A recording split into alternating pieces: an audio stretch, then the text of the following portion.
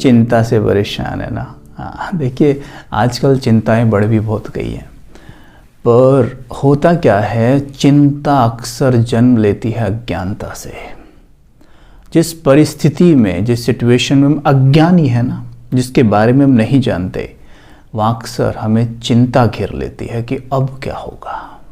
इस समय पर परमात्मा हमें स्मृति दिलाते हैं कि तुम त्रिकालदर्शी हो, यानी तीनों कालों का ज्ञान तुम्हारे अवचेतन में समाया हुआ है, लेकिन हमें स्वयं को ये याद दिलाना है कि हाँ, मैं त्रिकालदर्शी हूँ, क्योंकि मेरे अवचेतन मन में सर्वगुण सर्व शक्तियाँ हैं, लेकिन उन्हें जगाने के लिए मुझे आह्वान देना होगा।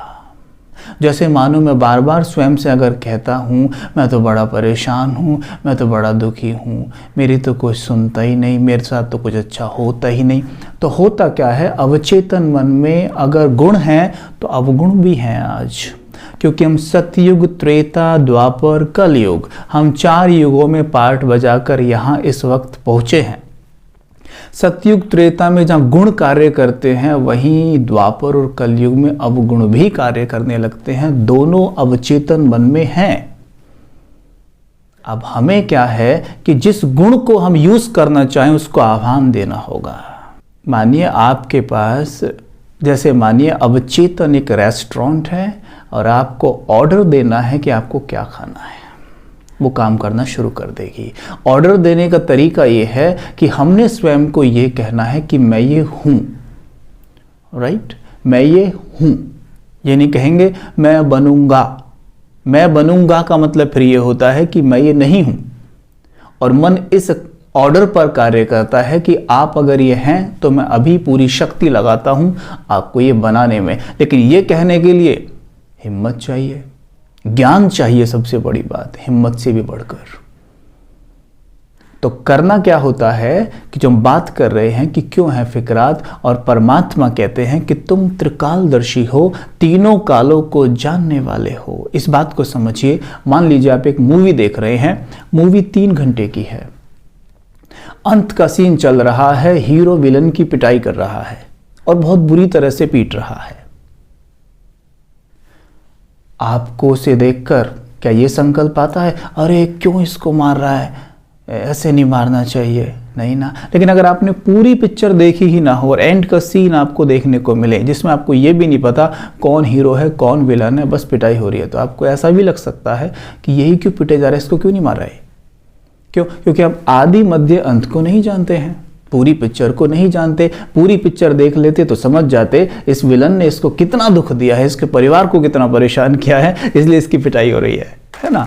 तो ऐसे ही होता है। ये 5000 वर्ष का एक पिक्चर है जो 4 युगों में बटा हुआ है, यानी कि ऐसा समय जो 4 भागों में बटा है और 5000 वर्ष लगते हैं उसे पूरा हेड टू टो बदलने में, फ्रॉम टॉप टू बॉटम। सतयुग, त्रेता, द्वापर, कलयुग, राइट।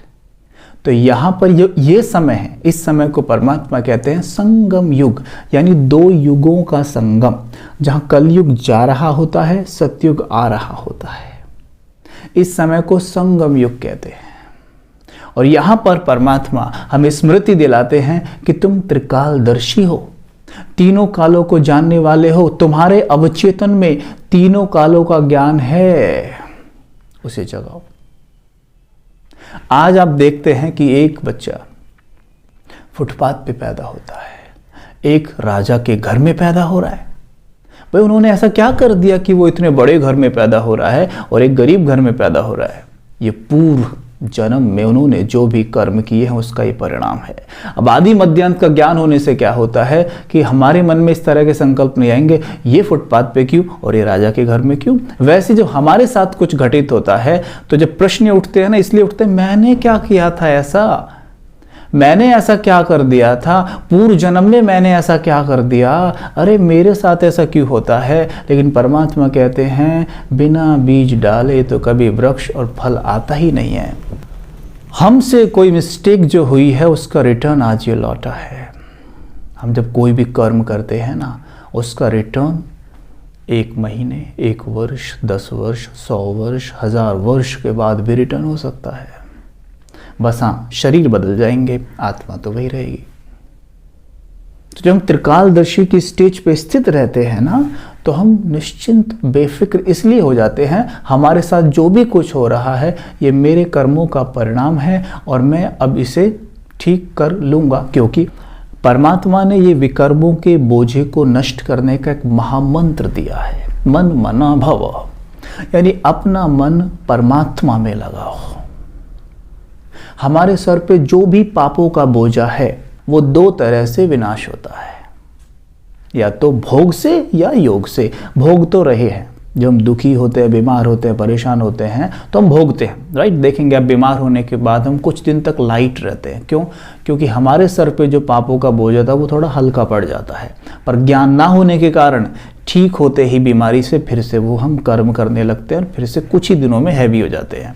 लेकिन परमात्मा से योग लगाने पे क्या होगा? योग से पहले आपको प्राप्त होगा ज्ञान, और जब हम परमात्मा से योग लगाएंगे तो दोबारा वो गलतियां नहीं करेंगे। एक बात और होती है, परमात्मा से योग लगाने पर रियलाइजेशन बहुत बढ़ जाता है, तो ज्ञान भी होता है और परमात्मा की लाइट पड़ती है, परमात्मा परफेक्ट हैं, तो रियलाइजेशन हो जाता है कि हाँ ये गलत है, ये मैं नहीं करूँगा। तो विकर्म हम करते ही नहीं हैं, बहुत कम करते हैं, ना के बराबर करते हैं और फिर धीरे धीरे बिल्कुल नहीं करते, और जो पूर्व में किए हैं वो परमात्मा की याद से विनाश होते जाते हैं, आत्मा लाइट होती जाती है, चेहरे का तेज बढ़ता जाता है, सदा सुखी रहने लग जाते हैं। कहने लग जाएंगे आसपास के लोग, चेहरा बदल गया है आपका, है ना।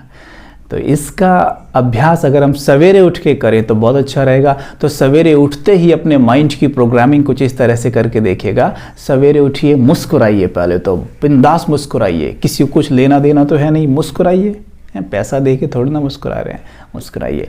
मुस्कुराकर फिर अपने आप को याद दिलाइए कि मैं भगवान का बच्चा हूँ, है ना। हम भगवान के बच्चे, कोई ऐसा है जो भगवान का बच्चा है ना बैठा हो? कोई है ना? कोई भी नहीं है ना, सब भगवान के बच्चे हैं। सवेरे उठ के कभी खुद को याद दिलाया कि मैं भगवान का बच्चा हूँ? कहिए कि मैं भगवान का बच्चा हूँ। बोल दिया मैं भगवान का बच्चा हूँ। अब स्वयं को कहिए कि मैं भगवान का बच्चा हूँ, मेरे अंदर जो शक्तियाँ परमात्मा के अंदर हैं वो मेरे अंदर भी हैं। भले उनका अंश है, लेकिन है तो बच्चे में पिता के गुण होते ही हैं। हम आह्वान दे रहे हैं उन शक्तियों को, वो जागें, शांति जागे, प्रेम जागे। हम याद दिलाएंगे कि परमात्मा का बच्चा हूँ तो ज़रूर वो चीज़ें याद आएंगी। लेकिन अगर याद करें भाई उसने ऐसा किया था, उसने किया था, यहाँ पर हम गलती से रावण के बच्चे बन जाते हैं। काम, क्रोध, मोह, लोभ, अहंकार को पानी देना मतलब क्या है? कि रावण का बच्चा बन जाना। ठीक है, तो सवेरे उठकर हम ये कहेंगे कि मैं परमात्मा का बच्चा हूँ, मैं उन्हीं की तरह शक्तिशाली हूँ, इसलिए मैं मास्टर सर्वशक्तिमान हूँ। मेरी बुद्धि में, मेरे मन में तीनों कालों का ज्ञान है, आदि मध्य अंत का ज्ञान मुझे है। आज जो कुछ मेरे साथ हो रहा है वो मेरे किए का ही परिणाम है। इसलिए अब मैं अपना मन परमात्मा से जोड़कर इसमें परमात्मा की शक्तियाँ भर रहा हूँ। परमात्मा की लाइट मेरे मन में समा रही है और मेरा मन रोशन हो रहा है। मैं देख रहा हूँ मेरे मन में जो विकारों का, विकर्मों का जो दाग लगा था वो साफ हो रहा है। मेरे चेहरे की रोशनी बढ़ रही है, मेरी आंखों की रोशनी बढ़ रही है, मेरे चेहरे पे मुस्कान बढ़ रही है, मेरे बिगड़े हुए काम बन रहे हैं, मैं सदा सुखी रह रहा हूँ। इस तरह से आप देखेंगे और रोज़ इसे करिए, कम से कम 7 दिन तो दोहराइए और फिर देखिए क्या कमाल के परिणाम आते हैं।